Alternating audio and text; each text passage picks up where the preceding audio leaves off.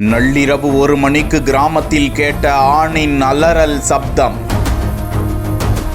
மனைவியோடு சேர்த்து வைத்து பேசியதால் தீர்த்து கட்டிய உடன் பிறந்த சகோதரன். அண்ணன் தம்பிக்குள் கொலை வெறியை தூண்டிய மது அரக்கன். கிருஷ்ணகிரி மாவட்டம் சூளகிரியை அடுத்த பேரிகை காவல் நிலைய எல்லைக்குட்பட்ட பண்ணப்பள்ளி என்னும் கிராமத்தை சேர்ந்த 29 வயதான இளைஞர் வேணுகோபால். இவருக்கு திருமணமாகி மனைவி மற்றும் 2 மகன்கள் உள்ள நிலையில் வேணுகோபாலின் உடன் பிறந்த அண்ணன் 31 வயதுடைய லட்சுமி நாராயணன் அவருக்கு திருமணமாகாத நிலையில் அந்த கிராமத்தில் விவசாய கூலி தொழிலாளியாக இருந்து வருகிறாராம். மனைவிக்கும் அண்ணனுக்கும் தகாத உறவு இருப்பதாக இருவரிடமும் தகராறு செய்து வந்தாராம். இந்த தகராறு முற்றியதால் மனைவி கோபித்துக் கொண்டு தனது தாய் வீடான மாலூர் கிராமத்திற்கு தனது 2 பிள்ளைகளையும் அழைத்து கொண்டு சென்று விட்டாராம். வீட்டில் அனுதினமும் வேணுகோபாலுக்கும் அண்ணன் லட்சுமி நாராயணனுக்கும் தகராறு ஏற்பட்டு வந்த நிலையில் சம்பவத்தன்று இருவரும் மது போதையில் வீட்டில் சண்டையிட்டுக் கொண்டதாக கூறப்படுகிறது. இரவு வெகு நேரமாக அண்ணன் தம்பி இருவரும் கடுமையாக மோதிக்கொண்ட நிலையில் நள்ளிரவு 1 மணி அளவில் சகோதரன் வேணுகோபால்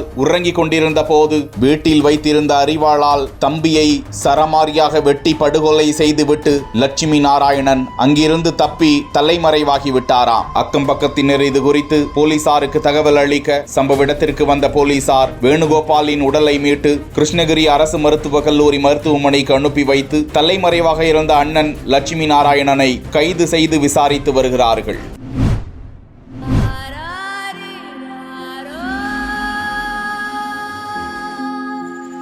பிறந்த நாள் அன்று சிறுமிக்கு நேர்ந்த சோகம். மர்மமான முறையில் தண்ணீர் தொட்டியில் மிதந்ததால் அதிர்ச்சியில் உறைந்த மக்கள். கதறி துடிக்கும் தாய் தந்தையர். பக்கத்து வீட்டிற்கு சென்ற குழந்தை தண்ணீர் தொட்டியில் மூழ்கி கிடந்தது எப்படி?